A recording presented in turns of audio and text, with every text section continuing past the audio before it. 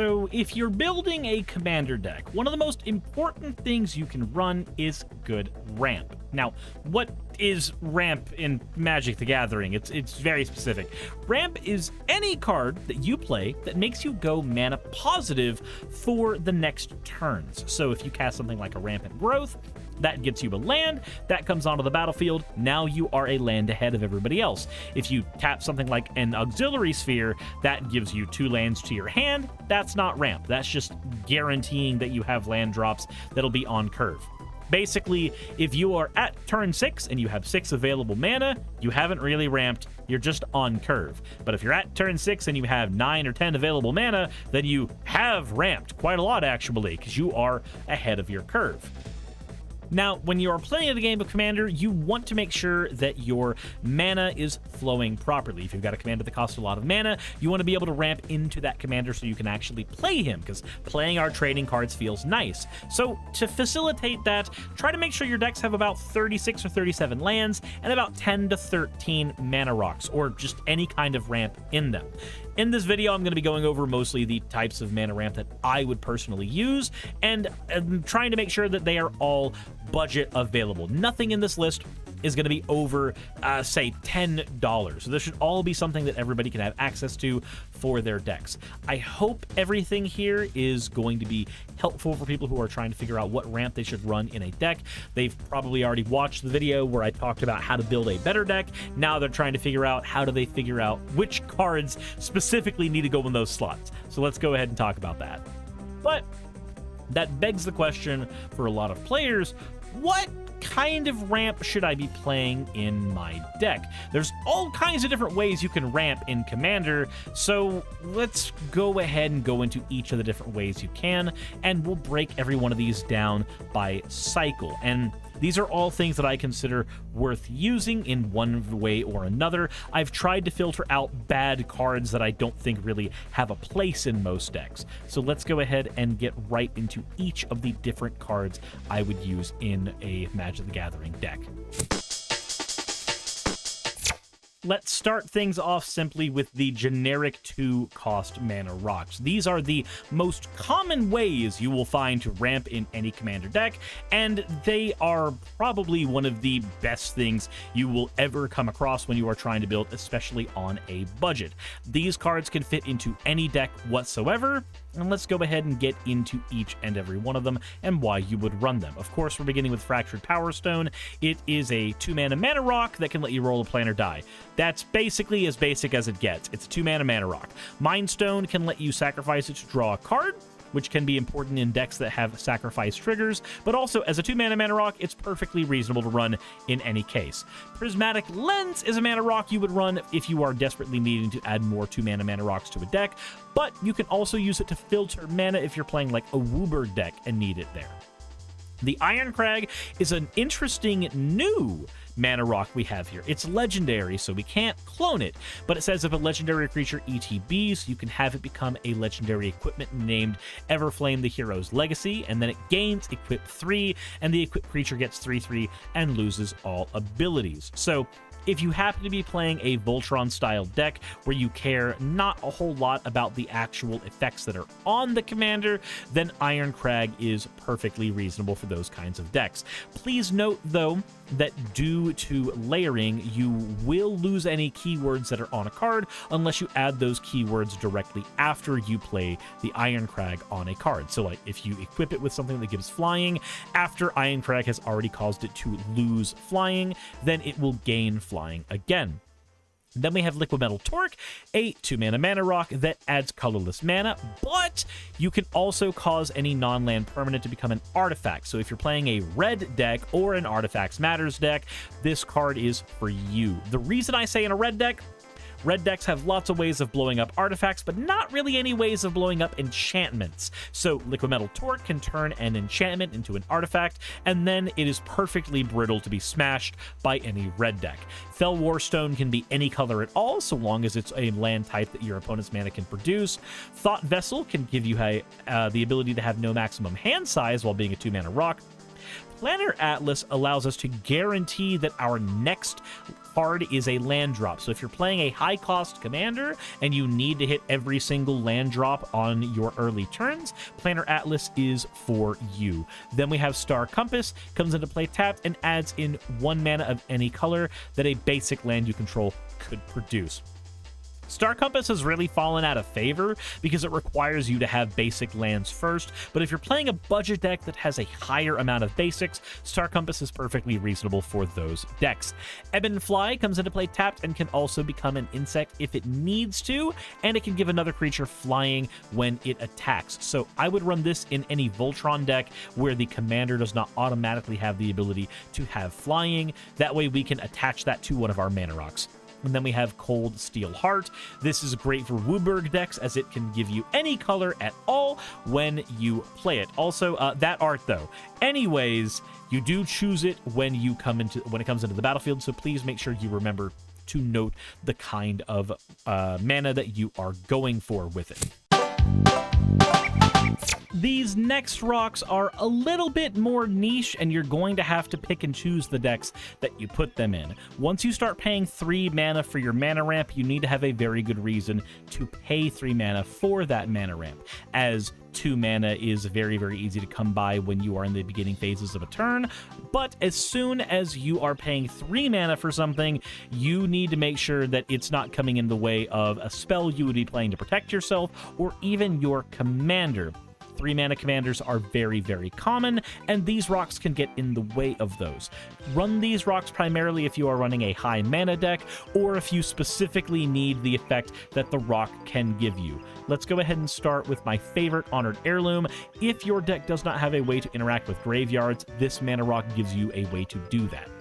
Pristine Talisman will let you gain a life when you need it, so if you've got a deck that has life gain triggers, this is good for that. If your deck is lacking draw power, say it's a red deck that doesn't have very easy access to straight draw that isn't looting, Bonder's Ornament can get you through that problem. Unstable Obelisk also can patch up a deck that is running very low on removal. If your deck needs removal and you do not have it, Unstable Obelisk can give you removal attached to a mana rock. Command Sphere also can be any color, so it's a wonderful rock to run. I like it in decks that care about board wipes. That way you can sack it in response to the board wipe, so you can just draw a card instead of losing it forever. I also tend to like it in decks that can abuse its sacrifice trigger, like Ashnod or Mishra. Victory Chimes untaps at every player's untap step, so this is a wonderful card to play if you're playing a blue or black deck that cares a lot about casting instants on your opponent's turn, as it will always give you the mana for it. Coalition Relic can tap itself to store part of its mana for a following turn. I like this in decks that are very big mana explosive decks where you need to be having mana available on one turn, and then you can maybe turtle up on another turn. Worn Powerstone is another card I would run in big mana decks, as it taps for 2 mana of any or of one color. The color is colorless, by the way. Make sure you're running it with commanders that are 5 cost or higher, as it will smooth out your curve leading to that commander. Heraldic Banner, if you are playing an aggro deck, is wonderful, as all the creatures you have of one color will get 1/0, and it's attached to a mana rock. This is probably one of the best 3 mana rocks Wizards has ever printed, in my opinion. Decanter of Endless Water is basically Thought Vessel. You can have any hand size at all when you play it, so use it in decks that care a lot about holding onto their cards. Basalt Monolith I would only run in decks that are trying to go infinite. Basalt Monolith goes infinite with anything that can add 1 extra mana to its tap ability or lower the activated ability cost of the Basalt Monolith. It will create infinite mana for you if you happen to have any of those scenarios. So if you're running a deck that cares about infinite mana, Basalt Monolith can get you there. Patriarch Seal is wonderful if you are playing a commander that has a tap ability. I would always run this 100% of the time if my commander had a tap ability that I cared about activating multiple times during a turn. Then we have Chromatic Lantern. If you're running a WUBRG deck, this is a perfectly reasonable rock to run, as it filters and fixes all of your mana.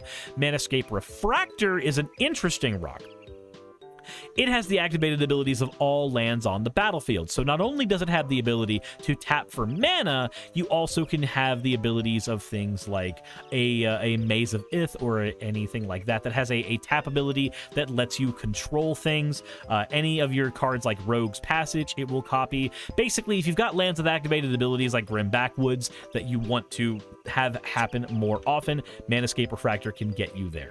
And then Cryptolith Monolith. This is an interesting one. It adds a mana of any color to your mana pool, and then each player loses a life. So this is decent in burn decks. And at the beginning of your upkeep, if each player has 10 or less life, you can then turn it into the Aura of Emrakul, which is a 1/4 Eldrazi creature, which will burn everybody down for the last bit of life. I would run this in burn decks that care about holding on to high mana cards, as those are the decks that can handle having a 3-mana rock in the first place. And also, it's just a really, really funny card to be like, hey, this is my rock. It flips into Emrakul's left tentacle, kind of. Anyway, that's it for the 3-mana rocks. Let's get to the next section. The next section we're going to talk about are the 1, 4, and 5 mana generic sections. Now, I've lumped all these together because the amount of cards that are available in these particular areas are much smaller than others. So let's go ahead and get into each and every one of these. Beginning with the 3 1-cost mana guys I would use. Soul Ring. You already know what this is. I don't need to talk about it anymore. 1 mana rock taps for 2. I think it should be banned from Commander. Springleaf Drum.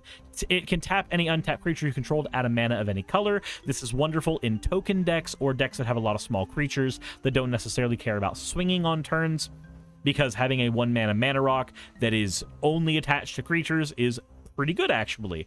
Wayfarer's Bauble can get any land out of your deck onto the battlefield.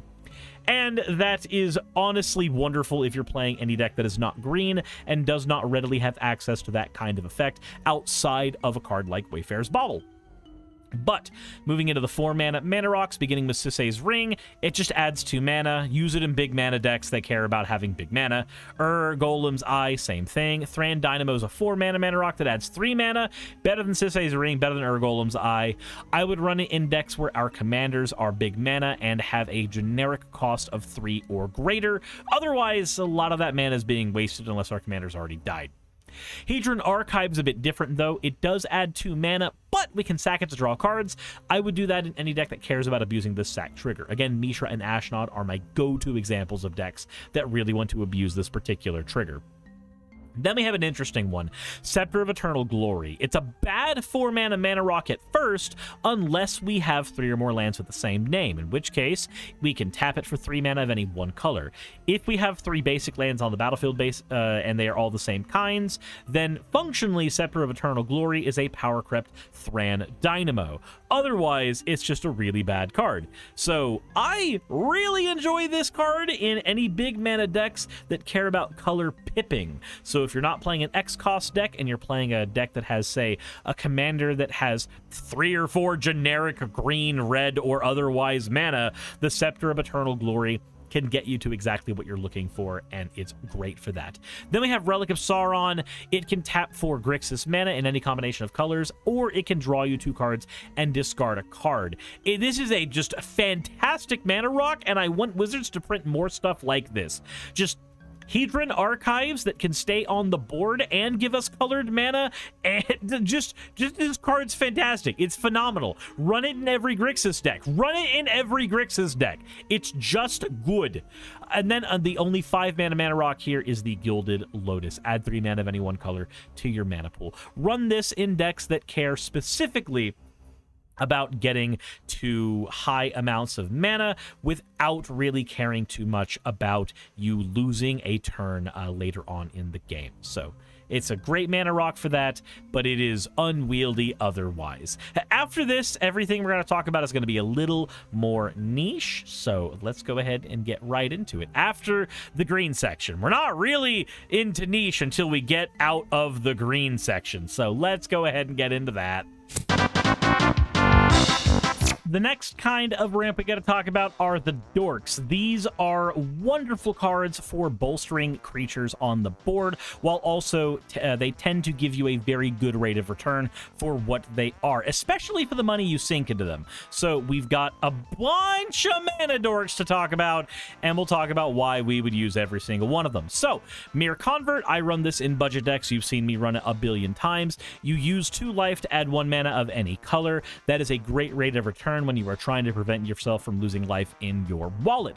Otherwise, I would just run Ornithopter of Paradise. Adds a mana of any color, and it is a mana dork. This is probably a card I would run in any deck that's not green. I just like this card a lot as it's a 2 mana.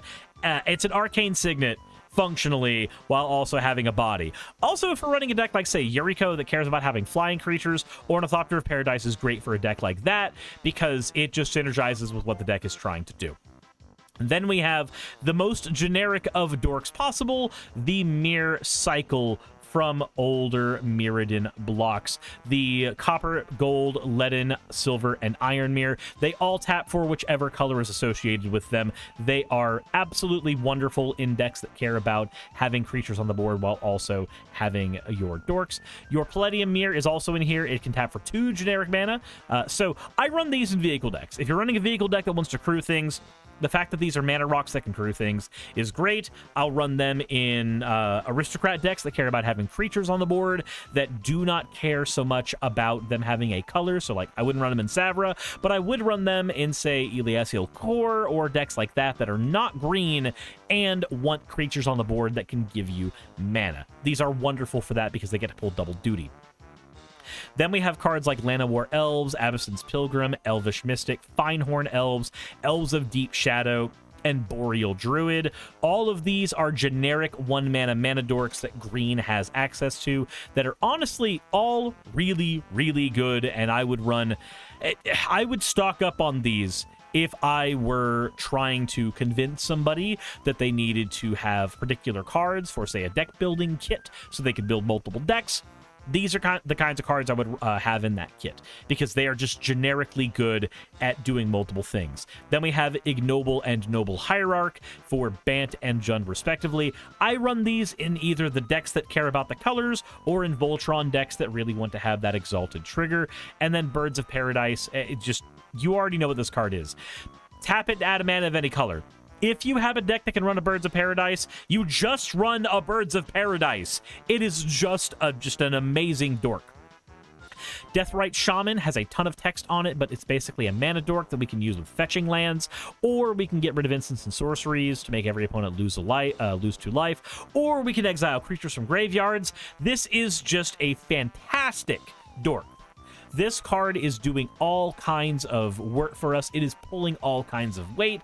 The decks that want Deathrite Shaman are the decks that have fetching lands, either using my budget fetching bases that you've seen me use a billion times, or actual fetch lands, so that they can function as dorks that also have the ability to tell people to not play their cards in their graveyard. It's just a wonderful card. Somberweld Sage is a 3-mana dork that can get 3 mana so long as it's being used for creatures. I would use this in any creature-heavy deck. It is just wonderful to be able to say, yeah, no, I tap for 3 for my command tax. Then we have Devoted Druid. I would run this either in Counters Matters decks that can make more use of its ability, or in decks that, like with Basalt Monolith, want to go infinite. If you want to know how to go infinite with Devoted Druid, it is a single Google search away. The easiest thing in the entire world. And that is it for most of the mana dorks that I would run in decks. Remember, this list is going to be a comprehensive list, but not necessarily a complete list. This is the best and most robust starting place that you will ever have for mana dorks and other kinds of ramp, and the list will be available in the description for anybody who needs this for deck building in the future. This next section is honestly very, very quick and easy to get through. These are enchantments you would place on lands. These are wonderful because, unlike dorks, they dodge a lot of board wipes, and they've got a ton of synergy with Enchantress builds. Beginning with Wild Growth, it lets a land tap for an additional green. Utopia Sprawl can enchant a forest, and if that forest is tapped for mana, its controller will add a mana of the chosen color. So while Wild Growth I would run in basically any deck, Utopia Sprawl is a weird one. So Utopia Sprawl can either be ran in the most budget of decks because you have a lot of basic lands, or it can be run in the most expensive of decks because you have typed dual lands. If you are running a deck that is in between, that is running a lot of mid-price cards, a lot of mid-price lands, you don't want to run a Utopia Sprawl all the time because you don't have access to, say, Yavimaya to guarantee that everything's a forest, or access to easy ways of making sure a forest specifically is on the board. It really sucks when you get like 5 dual lands back-to-back in a command tower, but none of them are typed, and the Utopia Sprawl just sits in your hand, unable to be used. Use this in budget decks, or use this in decks that can guarantee forests are down on the board, or use this in decks with expensive mana bases that can afford to have tons of fetch lands. Just make sure this card does not screw you, because 1 mana ramp feels really good on turns 1 through 3, and it feels less impactful after that spot. Overgrowth is 3 mana rot that can tap for 2. It's just good. I would run it in practically any deck that is an Enchantress build. And then Fertile Ground, this I would run. I wouldn't run it as often as Utopia and Wild Growth because it is a 2 mana card and is susceptible to all non-land permanent style board wipes, much like Mana Dorks are. But 2 mana is a decent rate of return for just letting your lands tap for an additional mana of any color. Now, granted, there are more enchantment type cards that can make lands produce more mana, but these are the most basic ones that you will have access to, and they're all pretty good at what they do. Alright, this is honestly going to be the biggest section in here, but this is all of the land fetching style ramp that you will be seeing in most of your decks. Obviously, like usual, there's more land fetching outside of these, but these are the easiest ones that you will have access to in most games. And honestly, these are the ones that I use in most of my deck builds anyway, so let's go ahead and get into each one and why you would use them. Core Cartographer can grab... Oh, that's a Dreamscape Artist. Core Cartographer can grab any planes from your deck. I would use this in Blink decks or any deck that is a multicolor deck and wants to grab typed lands. So because it says planes and not basic planes, you could use this to get a Triome out of your deck, for instance. It is a wonderful card for grabbing any type of typed land. Scampering Surveyor, I would run in, again, any Blink deck or a Reanimate deck, and it's a 4 mana card that can get a land out in generic. So if you're playing, say, a big mana deck that is multicolor and you want to guarantee that you've got ways of getting more lands out and you're not running green, Scampering Surveyor does a very good cosplay of a Farhaven Elf. Speaking of that, Farhaven Elf is Scampering Surveyor, but green costs 1 less. I don't know if I need to go into it any further than that. Dreamscape Artist is an interesting card that fills an interesting niche. You discard a card and then sack a land, and then you can search your library for up to 2 basic land cards and put them on the battlefield. Tap, then shuffle your library. This card is absolutely beautiful because blue gets access to land-based mana ramp with this, and it is so easy to use this card for that. It's a 2 mana card. It comes down early. It ramps you into big Leviathans you'd play in blue. Hell, I'd run this in mono blue. I like this card. I think it's just a really wonderful ramp. Dawn Shredder Elk can sack itself to get a basic land card, which is nice. It's not the most greatest version of this effect you have access to. That would be Sakura Tribe Elder, which is Steve. He does the same effect without you having to pay the extra mana into it. Font of Fertility is basically Wayfarer's Bauble, but green, so use it in decks that need to get into their lands as much as possible, even if you need to go further than what the Bauble and other ramp can give you. Rampant Growth is like the staple. This is the... not the gold standard, but like the Walmart standard of ramp. This is pay 2 mana, get a land from your library, put it into play tapped. It does what it needs to do. It does it well. It's fantastic at it. Pay an extra mana, though, and you get a Cultivate, which can get 2 basic lands, 1 into your hand, 1 onto the battlefield. I know that there are some YouTubers that don't tend to like cards like Cultivate because they cost 3 mana, and they're all on the train of 3 mana ramp icky. They are all wrong, and they are wrong people, and they are wrong for thinking that, because it turns out that guaranteeing your land drops every turn is a surefire way to be ahead of the rest of your table in Commander. Speaking of which, Kadama's Reach is the same card. but it says Arcane. Use it in decks that have Arcane synergies, or just use it in decks because it's a good card. It is just wonderful at what it does. Then we have Search for Tomorrow. I would run this in every single deck that is green, because you get a basic land for 3, and it puts it on the battlefield untapped, so it's got the rate of return of Rampant Growth, since Rampant puts it in the battlefield tapped, but Search for Tomorrow can also be suspended for 1, so this gets to double as a turn 1 play. And being able to get a card out turn 1 is very important in Commander. You can assert a lot of dominance that way. Also, just tapping a mana on turn 1 makes everybody think you're going for Soul Ring, and that's just a power move. Knight of the White Orchid is the more restrictive, lower-costed brother of Core Cartographer. It can grab a Plains if an opponent has more lands than you. Run this in non-green white multicolored decks, as it gets a Plains of any type, and it is just wonderful at that. And then for a lower impact version of this effect, Loyal Warhound can get you a basic Plains. I would use this in mostly white decks, not in 3 or 4 color decks. It's okay at what it's doing. It really wants to be the Knight of the White Orchid, but it's trying its best. Then we have Sad Robot. Run this man in everything. This card is amazing. It gets you a basic land. You can blow it up to draw a card. You can recur it in reanimation decks to get all kinds of value.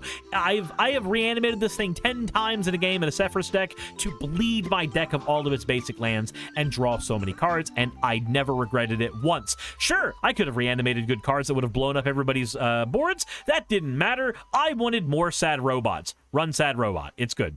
Farseek, Skyshroud Claim, Nature's Lore, and 3 Visits are all variants of the same type of effect. Grab a typed land from your deck and put it on the battlefield either tapped or untapped.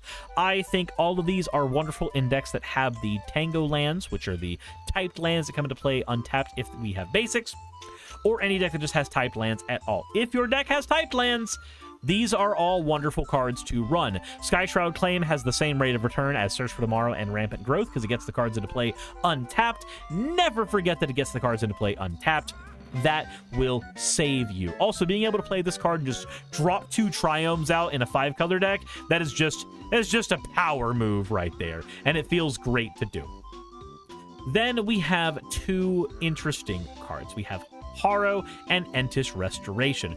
Both of these are instant speed cards that can sack a land to get us get us 2 lands from our deck onto the battlefield, but Haro puts them into play untapped, which is really good and really important. And Entis Restoration, if we have a big creature on the board, it can get 3 basic lands instead of 2, which if we're playing a Leviathan's deck, or like I play AC, that really wants a lot of lands hitting, and AC is already big, these are absolutely bonkers wonderful cards to run in those decks. Run them in landfall decks, run them in decks that care about sacking lands. They are great at that. Speaking of landfall, we got to talk about Frontier Guide. This is the last card we're talking about in this section. It is a 2-mana card. It comes into play early, and then you can pay for it to tap it, search your library for a basic land, put it in the battlefield tapped, and then shuffle. I do not know how to tell you that recurable land drop out of your deck, if you are playing a landfall deck, is absolutely important and amazing, and it will win you games consistently. If you are playing a landfall deck, Frontier Guide goes in. No discussion, no ifs, ands, or buts. Unless you are playing a very, very high-power version of a landfall deck that does not have room for this effect, you run a Frontier Guide. It is a phenomenal card. I ran it in my Shana deck that I debuted really early in my channel, and I still have that deck in my backpack, and it does a great job in that deck. Frontier Guide is an all-star. And with that, that is it for the land fetching section. Let's go ahead and move on to some of the more niche ways you can ramp. I keep saying we're doing that next, but the next cycle is something that y'all already know really well, so we'll get into it very quickly. All right, we're going to get through this section as quickly as possible because you already know what every single one of these cards do. These are the signets and the talismans. So the signets are all 2-mana rocks that can tap for 1 of 2 colors, or, well, it taps for 2 colors after filtering a mana into it. or Arcane Signet. Arcane Signet you're probably running in your commander decks already. It's wonderful. It's in every precon.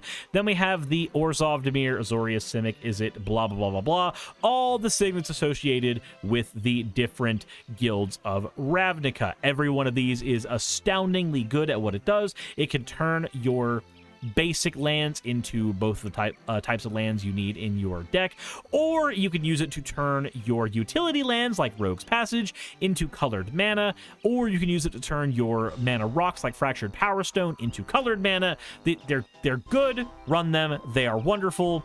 Next, we have the Talisman Cycle. Same thing with all these. Look, you know what these are. They can tap for colorless mana, or you can get one of two types of mana by dealing 1 damage to yourself with them. Creativity, Resilience, Dominance, Conviction, yada, yada, yada. You've probably ran them in your commander decks for years. They are fantastic cards in their own right, and I would run them in every single deck that is not a green deck. For the most part, there are some exceptions. And run them. They are just good. The only reason you don't see me run them in my budget decks is because often these cards are $1 or $2, which puts them outside of the price range for most of the decks that I build on the channel. But that does mean there are some honorary signets and talismans we got to talk about, and they are, of course, the Diamond Cycle of cards. This is Fire Diamond, Moss, Charcoal, Marble, and Sky.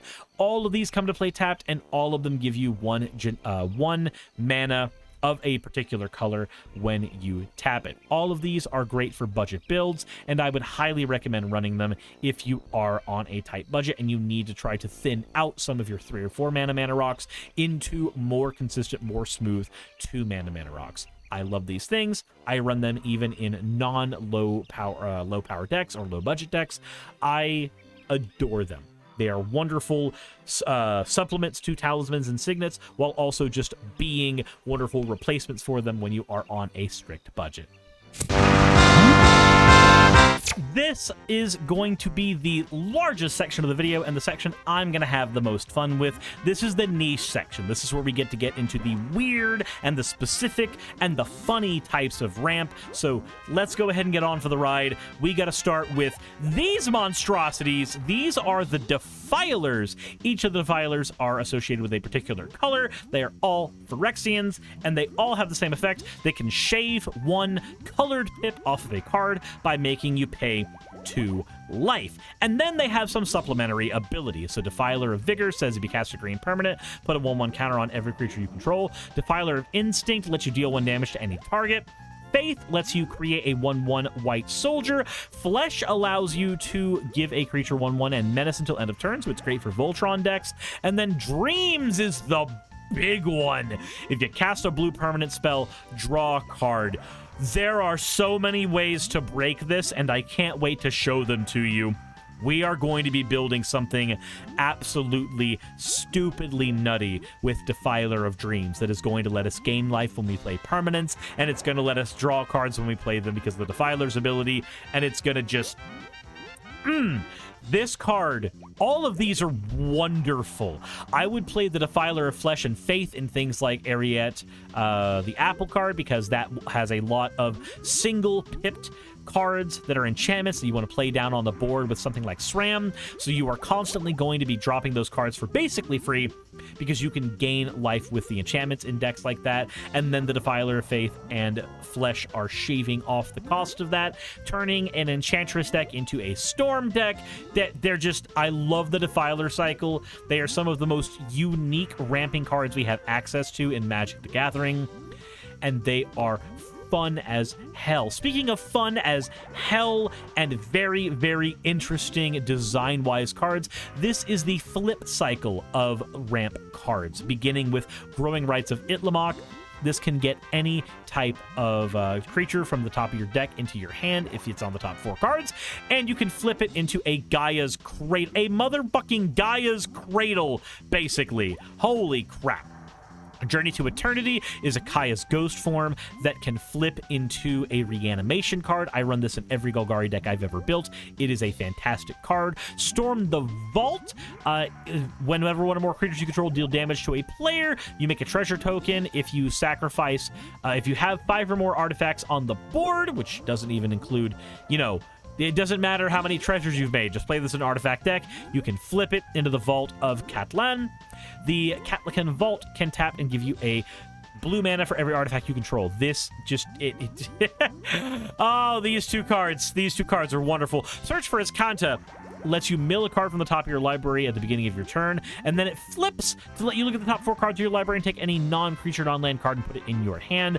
I love this in Spellslinger decks. Hadana's Climb puts a 1/1 counter on a creature, and then if it has 3 or more 1/1 counters, flip it into the Winged Temple of Orzaka, which can give a creature flying and XX, where X is its power. This is beautiful in Voltron decks. Holy crap. Anytime you can attach evasion onto a land, like a Rogue's Passage or this, it is beautiful. Legion's Landing makes white vampire creature tokens, and then if you have 3 or more creatures, you can transform it into a land that can create more vampire creatures. This is a Castle Ardenvale with a lower cost and an upfront benefit. It is beautiful. Then you have Vance's Blasting Cannons. When you cast your 3rd spell in a turn, you can transform it into the Spitfire Bastion. This can deal 3 damage to a creature or a player, and at the beginning of your upkeep, you exile. It is Impulse Draw that turns into a land, so we get to ramp and also get the utility of this.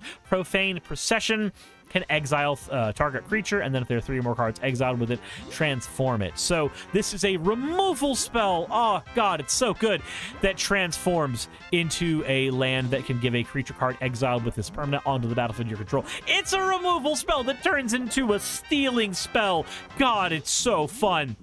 Path to Metal deals 1 damage to each creature that doesn't have First Strike, Double Strike, Vigilance, or Haste. If you attack with at least 2 or more creatures that have those keywords, you may flip it into the Metzal Tower of Triumph. It can deal 2 damage to every opponent, or it can choose a creature that attacked this turn at random and blow up this creature. Punish people for attacking other players. Use it in a goad deck. Oh god, it's so funny to burn people to death and then goad them, and then use this to blow up their goaded creatures. And then you have Arguel's Blood Fast. You can pay 2 life to draw a card with it, so it's just a really good rate of return for draw.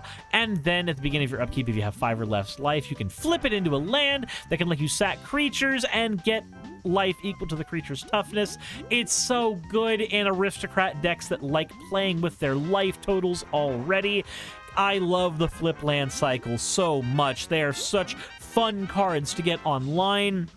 But now we got to talk about another set that I really enjoy, Gate Fetch. The Gate Fetch section. If you've seen any of my 5-color decks, you've seen the power that gates have. It is all on the back of Baldur's Gate, a Nykthos Shrine to Nyx that you can get for $1, basically. Add mana to your mana pool in any 1 color, equal to the number of gates you control. Oh, God, it's so good, especially when you combine it with things like Greenside Watcher that can untap any gate you control. You can use an Arbor Elf with a Yavimaya, and you can just untap it as a forest. You can get so much mana with this thing. It's so nutty. And the reason it's so good at that is because we have ways of getting specifically gates onto the battlefield. Circuitous Route gets 2 gates onto the battlefield. Explore the Underdark gets 2 gates and gives you the initiative. Navigation Orb gets you 2 gates from your deck, 1 to your hand, 1 to the battlefield. Gatecreeper Vine gets a gate to your hand. District Guide gets a gate to your hand. Open the Gates gets a gate to your hand. Greenside Watcher untaps your gates so they can do nutty things. God! In gate decks, you want to get Gond Gate out first, because Gond Gate makes all your gates come to play untapped, and then you get Baldur's Gate down so that you can start ramping into nutty amounts of mana. God, these things are so fun. If you're playing a 5-color deck and you want to do it on a budget, these are the way to go. You can spend $7 and you can get the full Gates package, all of the tutoring cards for the gates, all of the gates, all at once, and you can even get the pretty guild gates that came out of the new Ravnica sets. Oh, it's so good. But now we got to talk about mana doublers. These are the cards that will double the amount of mana we have access to, starting with Crypt Gas. All of our swamps tap for an additional black. Zendikar Resurgent, whenever you cast a creature spell, draw a card, and it also makes our lands tap for double. Nirkana Revenant is another Crypt Gas. Cage Sun, we choose a color. All the lands that tap for that color give us double. Vorinclex makes our opponents suffer for their land choices, and also lets us double our mana. And then Extraplanar Lens, Imprint print a land, and then anytime you tap a land that has the same name, you get extra mana from that land. These are great in decks that really want to go big on their mana. X-cost spell decks like Magus and Zaxara are wonderful with this. Now we got to move into the medallion cycle. These I would run mostly in monocolored decks. Ruby, Sapphire, Pearl, Emerald, and Jet Medallion. These just generically lower the cost of any spell you have in those colors. They are fantastic in monocolored decks, and they are okay in decks that have very restrictively costed commanders, where these can help aid in the casting cost of them. Then we have the ramping lands. These are lands that will increase the amount of mana you have access to, beginning with Cabal Stronghold. Cabal Coffers also as well, but I didn't want to include it in here because it is very, very restrictively costed. Like if I put Cabal Coffers in here, I would be removing any budgetary restrictions, and at that point, I might as well put a Gaia's Cradle in here. And you're not putting a Gaia's Cradle in your deck unless you're proxying. Crypt of Agadeem gives you black mana, or you can get a black mana for every black creature card in your graveyard. Run this in dredge decks. It's beautiful in dredge decks. Myriad Landscape and Crows and Verge can both grab 2 lands out of your deck and put them onto the battlefield. Each of these are phenomenal, but I really like K-Verge because it can get typed lands, so we can get like 2 Triomes with this, or 2 Shock lands. It is absolutely wonderful at what it does. But now we have to get into the special utility rocks. These are the rocks that all have a specific role to play while also being just hard to categorize elsewise. Glittering Stockpile gives us 1 red mana and then put stash counters on it, where we can generate a lot of mana later by getting rid of the stash counters. Use this in proliferate decks. Any deck that can proliferate can use the Glittering Stockpile to get a ton of mana. Midnight Clock can help us refresh our hands. It also works really well in proliferate decks. Strixhaven Stadium. If a creature deals combat damage to you, remove a point counter from it. But if your creatures deal combat damage to opponents, put a point counter on the stadium. If it has 10 or more point counters, remove them all, and a player loses the game. So I would run this in proliferate decks or aggro decks. Decks that can get this to 9 and then smack somebody in the face for just a single damage to make them lose the game. This is a silly alternate win con, but it's a good alternate win con. Cursed Mirror can come down as a clone of any creature. I run this in copies decks. I run this in blink decks. I run this wherever I can stash it. Misleading Signpost can redirect any attack at any other player or permanent that can take an attack. So you can go ahead and use this to get rid of people's planeswalkers. You can use this to protect yourself from damage. There's a whole lot of scenarios where the Misleading Signpost can get you out of awkward situations or make it to where planeswalkers just fucking die. Then we have the Crowded Crypt.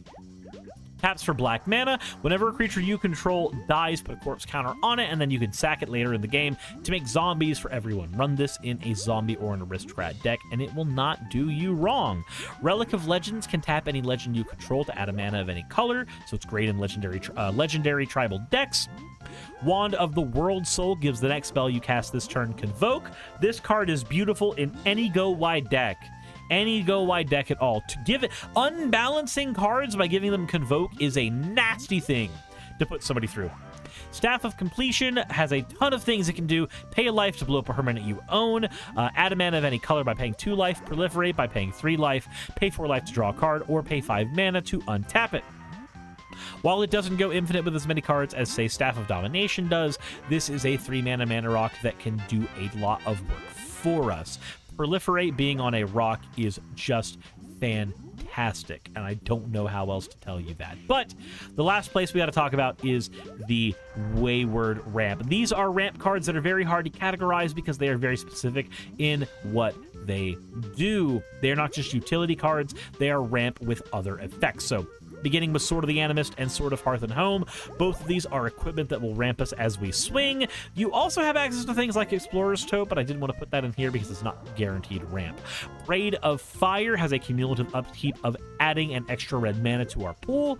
This is mana you have to cast on using instant or flash cards because you cannot keep that mana into your main phase, but it is free mana you get the later the game goes. Magus of the Coffers will add a mana to your mana pool for every swamp you control, so it is just another version of Cabal Coffers. It is beautiful. Then we have Everflowing Chalice. This is a 2-mana mana rock for 1 mana, or a 4-mana mana rock for 2 mana, or a 6-mana mana rock for 3 mana, or you pay 2 for it, you drop it on the board, and you proliferate it a bunch, and suddenly you're ramping every time you proliferate. Beautiful card, does a lot of work in the decks it's good in. Moonsnare Prototype is basically another way of saying Springleaf Drum, but it's only blue. You can tap an artifact or creature you control to add generic mana. I would use this in equipment-based Voltron decks because it is a removal spell that can sit in our ramp slot, because we can channel it to put a non-land permanent from anybody's board and put it on the top or bottom of their library. Really, really useful card. Play it early as a ramp spell or play it late as a kill spell. It is great. Archaeomancer's Map is the last card we are going to talk about today. If it enters the battlefield, search your library for 2 basic planes, put them into your hand, then shuffle. If a land enters the battlefield under an opponent's control, if they have more lands than you can put a land from your hand onto the battlefield, which is just easy, recurable ramp. Easy breezy, beautiful cover ramp. We got through 161 different cards we had to talk about today, and I hope it helped you just a little bit, both showing all the cards, having an easy access to all of them so you can just hit a link in the description and get to those cards whenever you need to, but also I hope it helped a few of you who are just starting Commander and know that your decks need to have mana rocks and ramp, and you just don't quite know how to. Now, as for numbers, I've mentioned before, you should probably run between 10 and 13 ramp spells in any deck, and just pick and choose the ones that you like, either from this list or branch out from this list.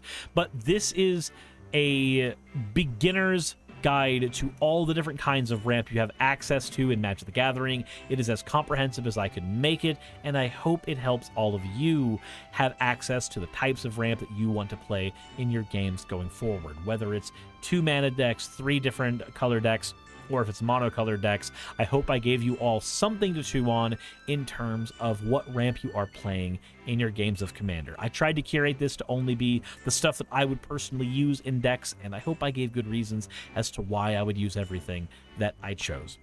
With that all said, guys, thank you all for watching my videos. I appreciate every single one of you, and I hope this guide has found some of you well and is helpful to most.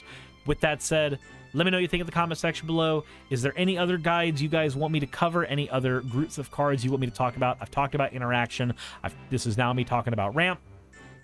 Maybe I'll go ahead and do a video talking about draw cards that I would run on a strict budget. That way everybody isn't running only Ristic Studies in all of their decks. But let me know what you think in the comment section below. Hit the like button if you haven't already. And as always, everybody, thank you so much for watching. And insert end of video tagline here. Hey, I just quickly want to give a thank you to all of my wonderful patrons who keep this show running. YouTube and Twitch are a pretty bumpy ride at the best of times, and the stability a Patreon provides me is worth more than I can say here. I'd also like to thank each and every one of my $20 and up patrons here, and they would be Red Joker, Blitzkrieg, Cameron, Dren, Jemshin, Smiling DM, Poundini, Mabbity Babbity, Naomi, Isaac, Agamotto, Jordan, Ravi, Giuni, Kiratorian, Prisma, all of you, Sagitt, I'm not saying that part, and Starlight. And finally, thank you to everyone else that helps keep this channel alive. While you're here, why not check out another video? And thank you for watching.